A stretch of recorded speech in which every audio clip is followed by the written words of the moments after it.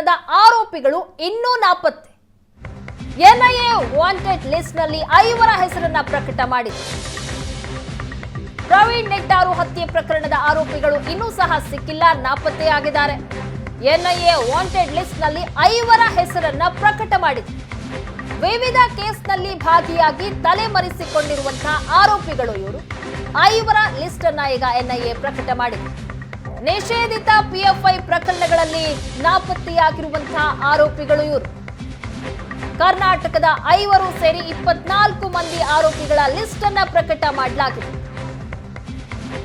ಆಂಧ್ರ ಮತ್ತು ತೆಲಂಗಾಣದ 3, ಕೇರಳದ 11 ಮಂದಿ, ಕರ್ನಾಟಕದ 5 ಸೇರಿ 24 ಮಂದಿ ಆರೋಪಿಗಳ ಲಿಸ್ಟ್ ಅನ್ನ ಎನ್ಐಎ ಪ್ರಕಟ ಮಾಡಿದೆ. ಕರ್ನಾಟಕದ 5 ಹಾಗೂ ತಮಿಳುನಾಡಿನ 5 ನಾಪತ್ತೆಯಾಗಿದ್ದಾರೆ. ಪಿಎಫ್ಐ ಪ್ರಕರಣಗಳಲ್ಲದೆ ಕೊಲೆ ಸೇರಿ ವಿವಿಧ ಪ್ರಕರಣಗಳಲ್ಲಿ ಇವರೆಲ್ಲ ಭಾಗಿಯಾಗಿದ್ರು. ಪಿಎಫ್ಐ ಬ್ಯಾನ್ ಬಳಿಕ ತಲೆಮರೆಸಿಕೊಂಡಿದ್ದಾರೆ ಈ ಆರೋಪಿಗಳು. ಆರೋಪಿಗಳ ಬಗ್ಗೆ ಸುಳಿವು ಸಿಕ್ಕರೆ ಎನ್ಐಎಗೆ ಮಾಹಿತಿ ನೀಡಬೇಕು ಅಂತ ಮನವಿ ಮಾಡಲಾಗಿದೆ.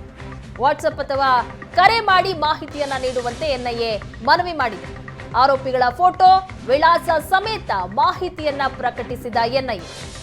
ನೀವು ಪೋಷಕರಾಗಲು ಕಾಯುತ್ತಿದ್ದೀರಾ? ಚಿಂತಿಸದಿರಿ. ಓಯಾಸಿಸ್ ಫರ್ಟಿಲಿಟಿ 90,000 ದಂಪತಿಗಳ ಜೀವನದಲ್ಲಿ ಸಂತೋಷವನ್ನು ತಂದಿದೆ. 7825893601ಗೆ ಕರೆ ಮಾಡಿ ಅತ್ಯದ್ಭುತ ರಿಯಾಯಿತಿ ಪಡೆಯಿರಿ ಹಾಗೂ ಎಲ್ಲರಿಗೂ ಗುಡ್ ನ್ಯೂಸ್ ಕೊಡಿ. ಯಾರ್ಯಾರು ಆರೋಪಿಗಳು ಅನ್ನೋದನ್ನ ಮಾಹಿತಿಯನ್ನ ಈಗ ಎನ್ಐಎ ಪ್ರಕಟ ಮಾಡಿದೆ. ಪ್ರವೀಣ್ ನೆಟ್ಟಾರು ಹತ್ಯೆ ಪ್ರಕರಣದ 5 ಆರೋಪಿಗಳ ಹೆಸರು ಸಹ ಪ್ರಕಟ ಆಗಿದೆ. ಪ್ರವೀಣ್ ನೆಟ್ಟಾರು ಹತ್ಯೆ ಅಲ್ಲದೆ ಪಿಎಫ್ಐ ಪ್ರಕರಣದಲ್ಲಿ ಆರೋಪಿಗಳು ಭಾಗಿಯಾಗಿದ್ರು. ಬೆಳ್ಳಾರೆ ಮುಸ್ತಫಾ, ಮಸೂದ್ ಅಗ್ನಾಡಿ, ಮೊಹಮ್ಮದ್ ಶರೀಫ್ ಕೊಡಾಜೆ, ಒಮರ್ ಫಾರೂಕ್ ಮತ್ತು ಅಬೂಬಕರ್ ಸಿದ್ದಿಕ್ ನಾಪತ್ತೆಯಾಗಿದ್ದಾರೆ. ಕುಂಭಕೋಣಂ ರಾಮಲಿಂಗಂ ಕೊಲೆ ಪ್ರಕರಣದಲ್ಲಿ ತಮಿಳುನಾಡಿನ 5 ಭಾಗಿಯಾಗಿದ್ರು. ಅವರ ಹೆಸರುಗಳನ್ನ, ಅವರ ಡೀಟೇಲ್ಸ್ ಅನ್ನ ಸಹ ಈಗ ಎನ್ಐಎ ಪ್ರಕಟ ಮಾಡಿದೆ. ಪಾಲಕ್ಕಾಡ್ ಶ್ರೀನಿವಾಸ್ ಎಂಬಾತನ ಪ್ರಕರಣ, ಕೇರಳದಲ್ಲಿ 4 ಭಾಗಿಯಾಗಿದ್ರು. ಅವರು ಯಾರ್ಯಾರು ಅನ್ನೋದಕ್ಕೆ ಸಂಬಂಧಪಟ್ಟಂತೆ ಸಹ ಎನ್ಐಎ ಪ್ರಕಟಣೆಯನ್ನ ಹೊರಡಿಸಿದೆ. ಆರೋಪಿಗಳ ಬಗ್ಗೆ ಏನಾದರೂ ಸುಳಿವು ಸಿಕ್ಕರೆ ತಕ್ಷಣ ಎನ್ಐಎಗೆ ಮಾಹಿತಿಯನ್ನ ಕೊಡಬೇಕು ಅಂತ ಪ್ರಕಟಣೆಯಲ್ಲಿ ತಿಳಿಸಲಾಗಿದೆ. ವಾಟ್ಸ್ಆಪ್ ಅಥವಾ ಕರೆ ಮಾಡಿ ಮಾಹಿತಿಯನ್ನ ನೀಡಬೇಕು ಅಂತ ಸಾರ್ವಜನಿಕರಲ್ಲಿ ಮನವಿ ಮಾಡಲಾಗಿದೆ.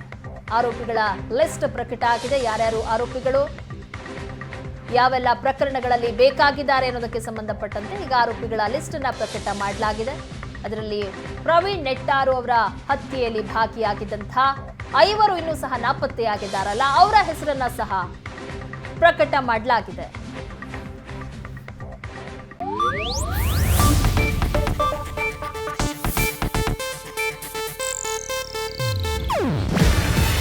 ಇದು ಏಷ್ಯಾನೆಟ್ ನ್ಯೂಸ್ ನೆಟ್ವರ್ಕ್ ಪ್ರಸ್ತುತಿ. ನೀವು ನೋಡ್ತಿದ್ದೀರಾ ಏಷ್ಯಾನೆಟ್ ಸುವರ್ಣ ನ್ಯೂಸ್.